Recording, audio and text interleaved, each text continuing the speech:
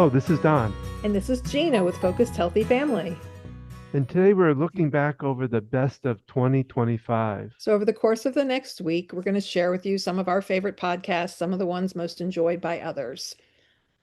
And we want to wish everyone a happy holiday, a happy healthy season as we close out 2025 and launch into the new year.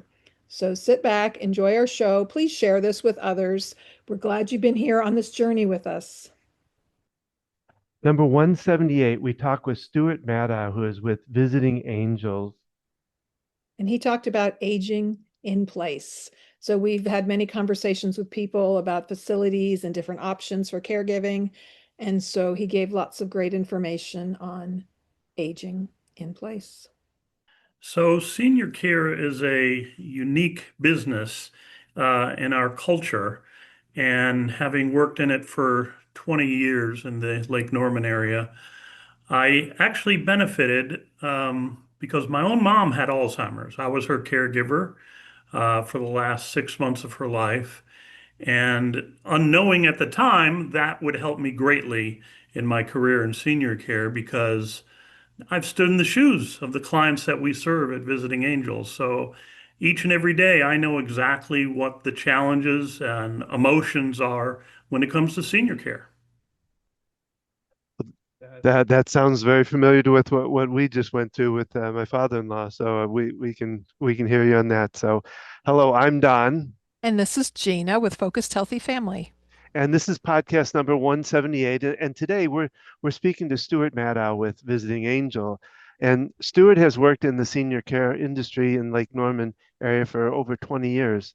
He founded and continues to facilitate the area's largest monthly gathering of healthcare providers at the South Iredell Healthcare Forum. A resident of Mooresville for over 30 years, Stuart is originally from Northeast Ohio. Well, welcome, Stuart. Thank you very much for being part of this. We really appreciate that. Thanks, Don. Glad to be here. And and I can truly attest to the South Iredell Healthcare. I've been to it, and it is a really great organization. Um, but what I wanted, well, one thing we always do on our regular podcast when we don't have visitors, we put out tips. And you mentioned you have some tips, and I thought, well, maybe we at least start out with a couple of those tips right off the bat, and then we can go into the conversation if that's okay with you. Sure, sure. So, some of the best tips, like I mentioned at the beginning, it can be quite overwhelming when thinking about care for your loved one, for your senior loved one, whether it's a spouse or it's a parent or relative or even a friend. And the biggest barrier that we often find is families don't know when to start the process. When should we look for care? What should we do? And so the biggest tip I can give is start early. Don't wait until something goes wrong. That's what a lot of people do. They wait for their loved one to fall and end up in the hospital, and now they have to go to rehab. Think about, hey, mom's not walking as well as she once had, and maybe her memory is getting worse. That's the time to start looking into care, not after the fact. That's probably the biggest tip I can have. The other one is reluctance for the actual person to receive care. We're all proud. We don't want to admit maybe we need help. And so, the simplest and most straightforward advice I've given to families over the years that's worked is you just tell mom or dad, let's try it. We got nothing to lose. In home care, there's no long-term obligation. So let's give it a trial run, see what it's like to get some care. And 95 times out of 100, it works out well. No, you brought up a really something we talk about all the time is getting the conversation started early, and it's tough because if they're in a good place, feeling good about, they don't want to talk about the future. They don't want to talk about that, so it is tough to do, but it is a really good a good tip. It's human nature. I mean, we want to avoid things that are unpleasant. So, we don't want to think about aging. We don't want to think about what the needs might be. But the reality is, almost everyone's going to need some type of assistance as they age. Yeah. I don't know if Stuart, if he's told you I'm an occupational therapist and I've worked in geriatric rehab for a long time. And yeah, I'm currently working at an independent living facility where a lot of people that live there need more care, but they can't afford assisted living because the cost is so much greater. So luckily, there's a caregiver agency that works out of the building, so people can get like 15-minute increments of time, which you normally can't get, right? But again, there's that reluctance. There's that, and I see it all the time. I mean, that's what keeps me employed in short-term rehab is people fall, they wind up in the hospital, and then they're scrambling to figure it out. And it's so much easier if you take even if you just like have a conversation with someone like you at an agency to find out what options are. Well, I don't like to scare people, but once I feel I've established a bond, I do give them the tough love and say, look, where do you want to end up? Do you want to end up in a nursing home? Most people say, no, that's not where I want to end up. So Hmm. let's be proactive. A lot of people living in independent living these days, whether it's cost factor or whether it's just the factor of not wanting to give up independence and go to assisted living, usually need some type of assistance.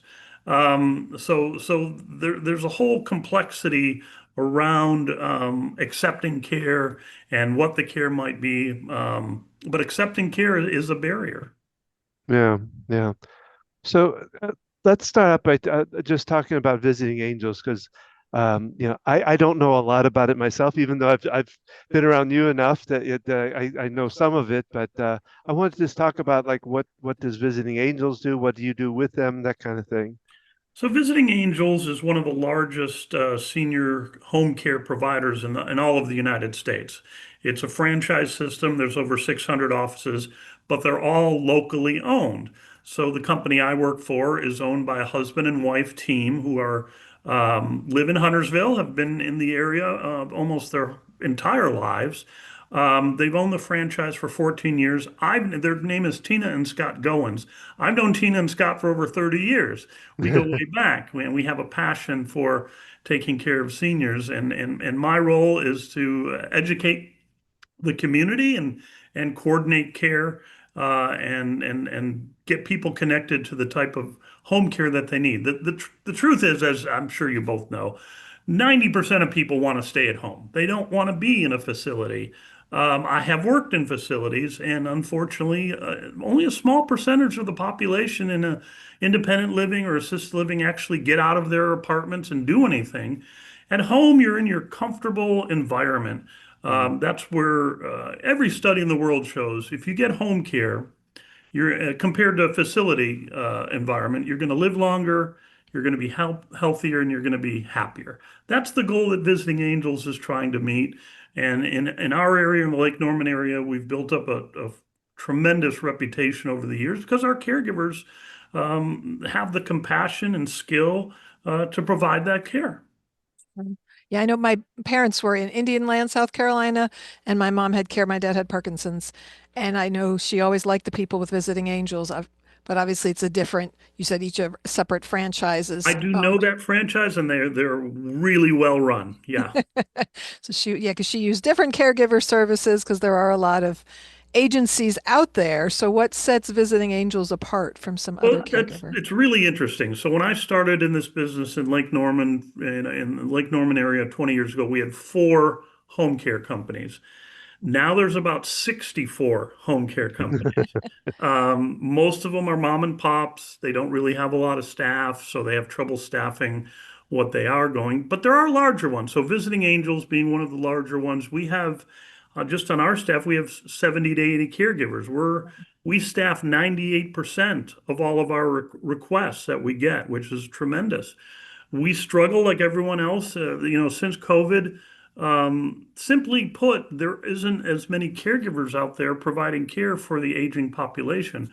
We've really got a great system. We have dedicated staff who work on recruitment. So we haven't had a big problem with actually staffing. And what really separates us, besides the fact that we are able to deliver the service, is we are a multiple award-winning provider, local awards. People who live in this area who vote on home care services vote for Visiting Angels. I know a lot of companies, whether it's home care or hospitals, they all say, oh, we won this award. Well, there's a lot of national awards out there that some of them aren't quite legit. I have had companies call us, say, hey, why don't you join our system? And then suddenly, a month later, you get an award. I don't believe in that. We don't do that. All we do are the locally run um, newspapers and media people who put out polls and have awards that are voted on by local people. And we're so proud that we've won so many of them over the last 5 or 6 years. So, and it's a testament once again to our caregivers and the reputation that they've earned. So. The one other differentiator we have is we have no service minimums. The industry in home care, I don't know when it started, 4 or 5 years ago, started saying, oh, we can only serve you if you need 4 hours a day and 16 hours a week. I realize that's not serving the community. There's a lot of our clients who just need an hour of help. So we Mhm. can deliver that. We have no service minimums whatsoever, and that's very rare Yeah. nowadays in the home care industry. And it sounds like because you have the staff to do that. I know other agencies, caregivers want full-time hours, and Yeah. so I know that's part of that challenge with that. Just having navigated my mom doing that, but it's great that you have the staff to be able to provide that because, yeah, sometimes that's all they need. That's the key. I mean, I hate to say it, but the larger providers these days are really the only ones that can deliver the consistency that people are looking for. Mhm. Well, and you mentioned about aging in place, and I think you kind of mentioned it in your explanation with visiting angels, but can you go a little bit deeper into that?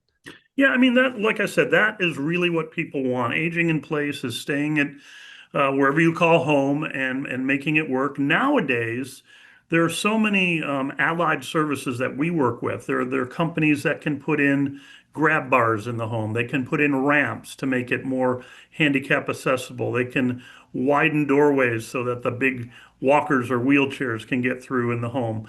So there's a lot of physical things that now can help aging in place. Plus, there's other providers. We work very closely with home health. Now, home health and home care, it's two totally different things. It's very confusing. Home Mhm. health is a skilled service that, as Gina obviously knows with being doing OT, but physical therapy, occupational therapy in the home, we align with that perfectly because we help our clients do their exercises in between those physical therapy visits or occupational therapy visits. So we work hand in hand with them. We work hand in hand with palliative care, with hospice care, all of the, and now even hospital at home, which is taking a hold in the Charlotte area, which is really fascinating to me. You have all these aligned providers now that can help people age in place at home. Whereas this was non-existent, 20, 30 years ago to have all of these services that are available. Yeah, it is wonderful to have access to that. Yeah, and to differentiate. I just wanted to have you differentiate too. If you're getting home health services with skilled therapy, you might have a certified nursing assistant, but the people employed through Visiting Angels, they're caregivers, correct? You don't have nursing assistants. Yeah, so we technically, under our license in the state of North Carolina, are considered non-medical. It's kind of confusing because we can do hands-on care, what's labeled as personal care, so Mhm. bathing, dressing, grooming. We can do all of those things. All of our caregivers have CNA level training. They're not necessarily nursing assistants, Oh, but okay. we are also required to have nurses supervise all of our care and do all of our Okay. care plans. So our nurses on staff train our caregivers who go in the home and provide the actual services. But in home care in North Carolina, every state's different, but in Mhm. North Carolina, it's considered actually non-medical, even though we have to have nurses on staff. But that's who the people who are providing the actual care. We don't do injections. We don't do feeding tubes. We don't do trachs. We don't do what's called, as you know, skilled nursing. That's where we partner with home health. So we Mhm. can provide all of those services that are needed because people, if they need those skilled services, they're most likely going to need our services as Mhm. well. And we can do stuff around the house. We can do light housekeeping and laundry and all the things that help people throughout the day. Mhm. Wow, can you come and do that here? I Yeah, mean, absolutely. That's the funny thing, Don, is I was talking earlier about people being resistant. Once they get the service, they're like, this is pretty good. They're cooking a meal for me. They're doing my laundry. So yeah, I'm ready for it myself. Yeah, I know my mom, she had, for a while, my dad was at home with her. She had two caregivers, and the one did great with the housework, and she had a list of things for her to do. The other one was a lot better with my dad. Um, yeah, so she kind of got into a routine with them. But so your caregivers have nursing assistant training? They're not necessarily certified nursing Yeah, they assistants? don't have to be certified under our license. Some are. We do have some CNAs who have kept their Okay. license, but we train on that level. So they know how to use a gait belt, which helps people transfer. They know how to use a Hoyer lift, which a Hmm. lot of facilities don't even allow, but we can do that. So we Hmm. can do more than most facilities can. Okay. So they all get that hands-on type training for bathing assistance. And the other big component that we train on is dementia care. So, how to interact, communicate with those with dementia. As I said at the beginning, my mom had Alzheimer's, so I've been a dementia educator for years. That Hmm. is the ongoing. 80% of our clientele have some form of memory loss of dementia. Sure. That's great that yeah, that you got your caregivers have that training because just seeing different caregiver agencies, both professionally and with my mom, they're not always nursing assistants, and there can be caregivers that don't have a high level of education in caring for someone. And that dementia care component is, like you said, it's most of those people have a level of that, and knowing how to work and communicate with them makes a big difference. Because my dad had Parkinson's in his advanced years of, he had dementia in his advanced years of Parkinson's. So that whole new component that was Which added. for 20 to 25% of Parkinson's cases, they do get a dementia that mirrors Alzheimer's disease for sure. So yeah, it's a common thing for most of our clientele. We see mild cases of dementia all the way up to very pronounced cases of dementia. And our caregivers, it's not always easy taking care of someone with dementia. That Hmm, some are no. delightful. They forgot what you told them 2 minutes ago, but others can be quite challenging. Sure. I don't know if you're familiar with Teepa Snow. I'm very familiar with Tipa. In fact, I brought her to the Mooresville area about 10 years ago. We sold out a symposium with her in Wow. a half hour. So I've been following her ever since. We use some of her training modules for our training. If for those who don't know her, she actually acts out her training. So she becomes the Alzheimer's patient, and she really gives you that immersion of what it's like to interact with someone with dementia. She's phenomenal, and she's North Carolina based, but now she's so well known throughout the whole country. Yeah, we actually got to interview her um, whenever it was, a couple months back. So, Yeah, um, she was a trip. She was a lot of fun. She is. That's what she bring. I've always said when you're doing education, you're not only educating people and hopefully inspiring, but you gotta entertain them to keep their interest. And right. Yeah, she has that component that she keeps you, involved in everything she's saying. Sure. yeah, Yeah. yeah. Because there's so many nuance, kind of soft skills of working with people with dementia and really seniors in general, knowing how to approach them, knowing the best way, to get their participation involvement. I mean, I've learned that as an occupational therapist, and I do a lot of educating, with family members too, that it's all in how we approach somebody, whether we can get Yes. cooperation or not. So it's great that your company has that ability to utilize her trainings and um, Well, it's so complex too. You've got all these different, we had Parkinson's and dementia. Well, there could be somebody with that's do oh, I don't know. I can't even mention the different things, but there's so many different ones that it's different communication with each one. So you have to be able to And adapt on that. and everyone's different. And all these yeah, diseases, right. Pick's disease, Huntington's disease, Alzheimer's Yeah. disease, Lewy body disease, Parkinson's. So everybody's different. Everyone reacts different. The one thing that I find that most families struggle with the disease process is we always tend to think of the disease going down in a spiral like this in any disease. That's how we think of it. But dementia can go big drop, level, big drop. My mom, for instance, on a Friday, knew who I was. She couldn't remember, what we talked about 5 minutes early, knew my name. The very next day, it was gone. She didn't know who I was and never did after that point. So Mhm. everyone's different, but with dementia, especially with Alzheimer's, you can see these huge dips that create a new baseline level, and that's hard. That's hard to deal with because you can't really emotionally prepare for that as a adult child or a spouse. So there's so many, Don, like you said, there's so many complexities involved when we're talking about dementia, and it's I never sugarcoat it with families. I'm like, this is going to be a tough journey, but visiting angels is going to be with you on the journey. And like I said, having had that experience myself, I literally, before I meet with any family to talk about our services, I close my eyes and remember what was that feeling, Mhm. that overwhelming feeling I had when I was looking for help for my mom. And then I'm in their shoes and I know exactly how they're feeling and I can approach it from their perspective instead of from an outside perspective. Right, right.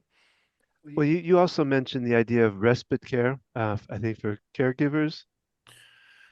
Yeah, so and that's another. I'm glad you brought that up. So that's another thing. When I meet with a family, especially a husband and wife, let's say the husband's the one with the care needs, I will tell the wife, we're not just here for him, we're here for you as well because you're the primary caregiver. Quite often, they're already burned out by the time they've called us because people aren't proactive like they should be. And she or he would need respite. They need a break. There's a great book, and you may have heard of it, called You Take the Oxygen First, which, if you get on an airplane and they say, if we lose cabin pressure, you take the oxygen and then you put it on your loved one. Why? Because if you're not breathing, you're not going to be able to help your loved one. Same thing in caregiving. If you're not healthy, how can you be the best caregiver you can be? So you need those breaks. But there's so much emotional components to this. The the spouse who wants to be loyal to I have to be with him all of the time. Um, there's so much emotion involved that they sacrifice their own health quite often. And I've seen caregivers pass away quicker than the ones they're caregiving for because of the Yeah. stress, because of the Yeah. stress. So respite is huge. It's a huge factor. And when we go into a family, I'm like, we're here not only to help the person who needs the physical help, but the rest of the family who needs a break as well. Yeah. Well, and, you talk about the emotional part. It's on the caregiver too, but it's also a lot of times I've seen it where and her dad was like that as a little bit of where's Ellen at? Where's she at? And they get almost connected to her where if she leaves, then they can get a little Yeah, my outraged, mom found whatever. when the caregivers were in the house, if she was still in the house too, that he was following her around. And so it was better if she wasn't there. And if she didn't have errands to do, we're like, just go to the coffee house and hang out, mom. Just, And that's hard to do. That's hard to do. Well, he needs me. I can't leave. It's hard to break away.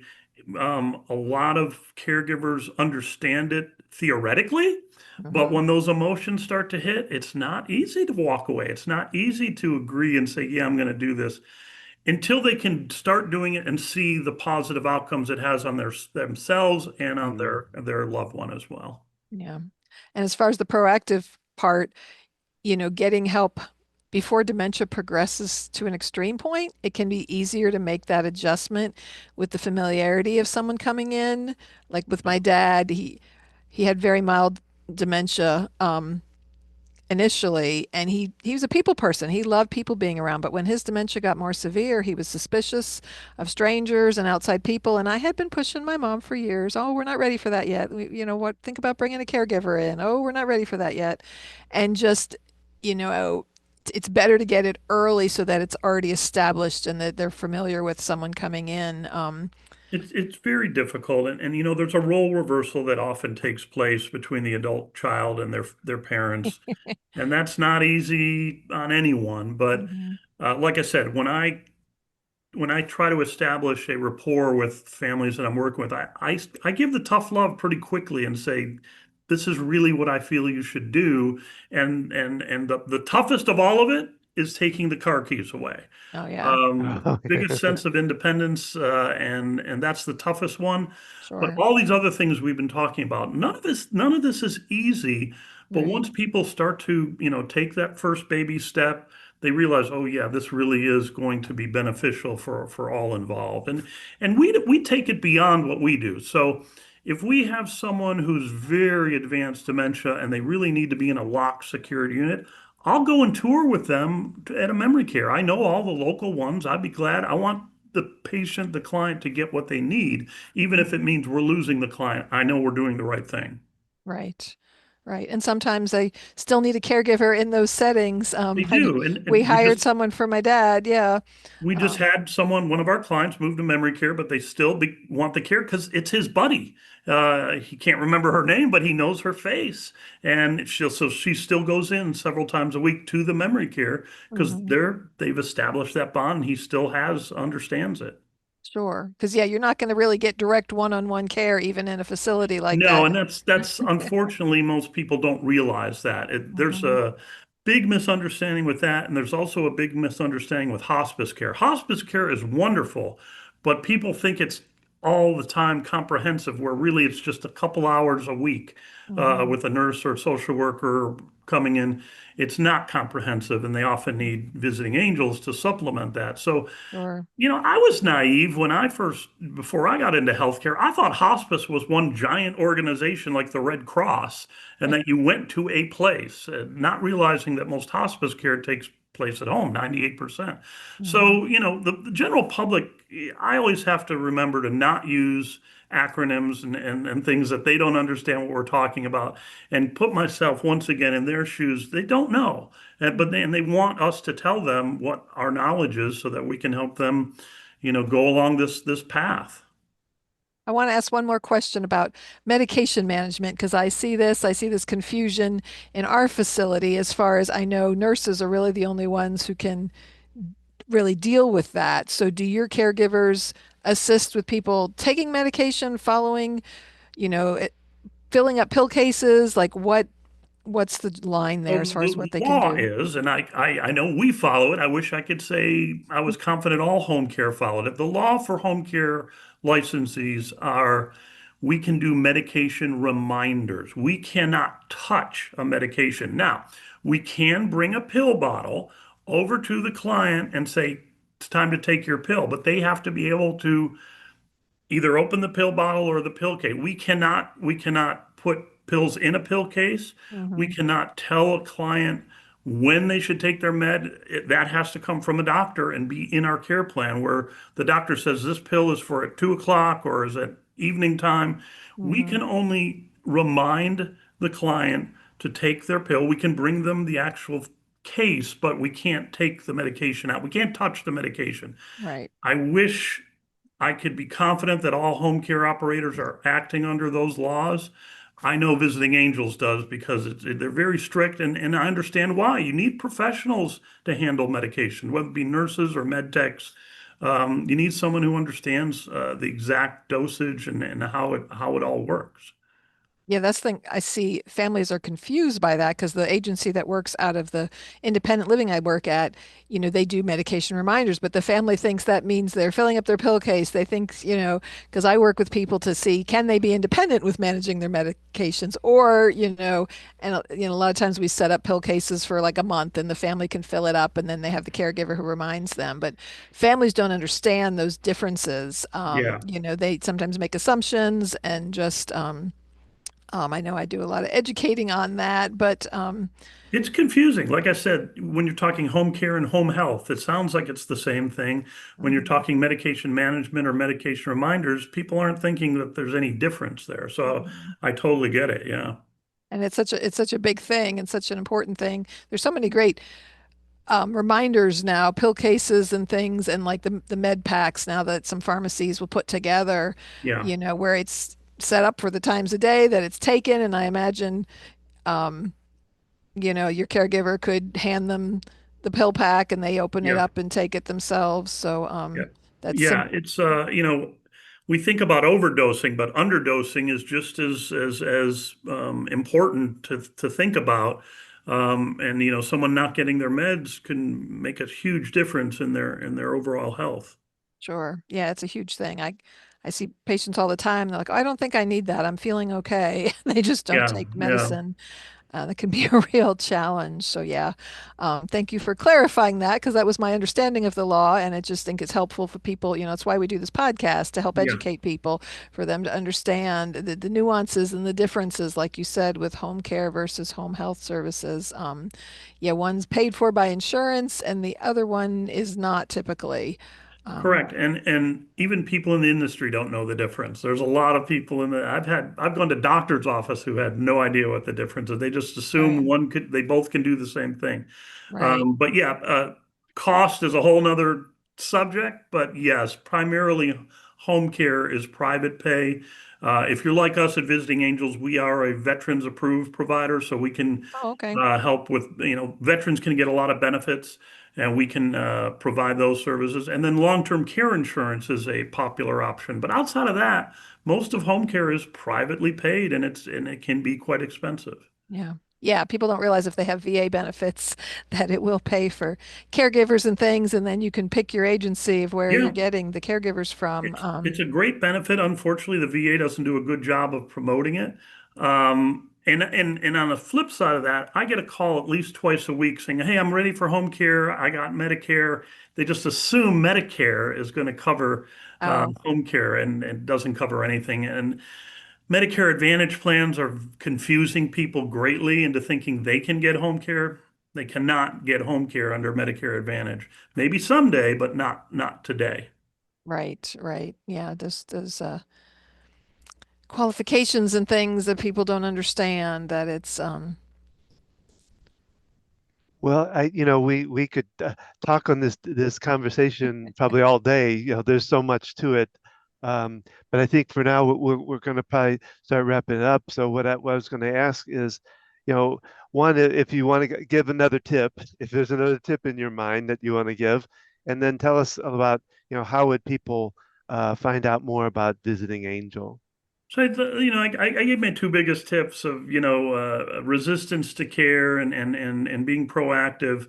I think really people just have to think about, it's really going along with that proactive. The internet's an amazing thing, good and bad. The good part is there's a ton of information out there about senior care and the labyrinth that it is. So if people would just take even 10 minutes to, go on Google and search senior care or how do I find help for mom or whatever it might be, they could really quickly and with AI these days, you go to Chat GPT and say, "Hey, tell me about what home care is," and you will get a great summary. An easy tip if you're on the internet at all, which most people are. And as far as getting a hold of us, just Google Visiting Angels Lake Norman. I can give our phone number, but does anyone have a pen ready? Probably not. But they, and but, but we'll they, put We'll that in put it up in on the the, but description. the they know about Google. So go to Google, you put in Visiting Angels Lake Norman, and you will get all the information that you need about us. That is where people do things. If I'm looking for a restaurant, I'm going on Google. If I'm looking for home care, I'm going on Google because you can see real-time reviews, you can see Right. information, and it's just fast and efficient. So when people say, "How do they get a hold of me?" Go on Google, Visiting Angels Lake Norman.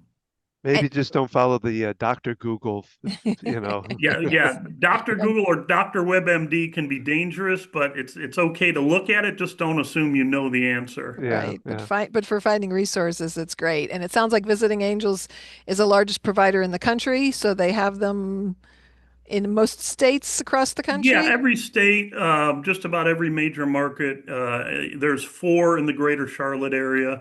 So yeah, it's very widespread, and obviously I know the sister ones in our area. They all are excellent. If someone asks about New Mexico, I wouldn't necessarily know how good that but there are standards that Visiting Angels franchises have to adhere to. So I'm confident that most, if not all, are adhering to those high standards. Oh, that's good to know. Yeah, because our audience is across the country, and just yeah, there's different services and agencies and small local ones, but knowing that, yeah, Visiting Angels has those particular standards across the board. For So, people, go on Google, look at reviews. Reviews are sure. great. They will tell you things. You can see what people say, and you can see if it's a disgruntled worker put 1 star and said, they didn't give me, this or you can decipher what these reviews really are about and how Sure. valid they are. Sure. Well, thank you so much for being here to join us, Stuart. We really appreciate it. We'll share the information about Visiting Angels, and I can attest how helpful they were for my dad and my mom.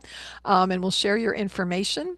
We want to thank everyone for joining our podcast today. Please give feedback and share and comments and like and pass this podcast on to others so they can learn more information about how we can help care for your aging loved one. You can see more at our website at focusedhealthyfamily.com. You'll see links to this podcast and other podcasts. You can watch these on YouTube as well as listening to them anywhere you listen to your podcast. Don and I air a podcast. We drop it every Thursday, every week. Be sure to tune in Thursday nights, 7 Eastern Standard Time. Don does EFT tapping. So he leads... Tuesday. Did I say the wrong day? Tuesday, he leads tapping online. You can learn about what it is. It's a chance to engage in this modality for free. A lot to do with managing stress and anxiety, which is something that... That's another whole segment of this. Sure, and there's so many components of that. So find us at Facebook at Focused Healthy Family, Instagram Focused Healthy Family 1, YouTube Focused Healthy Family. And again, thank you for being here with us today, Stuart, and join us for our future podcast. And remember, how you speak to your children and your loved ones today shapes their future and yours.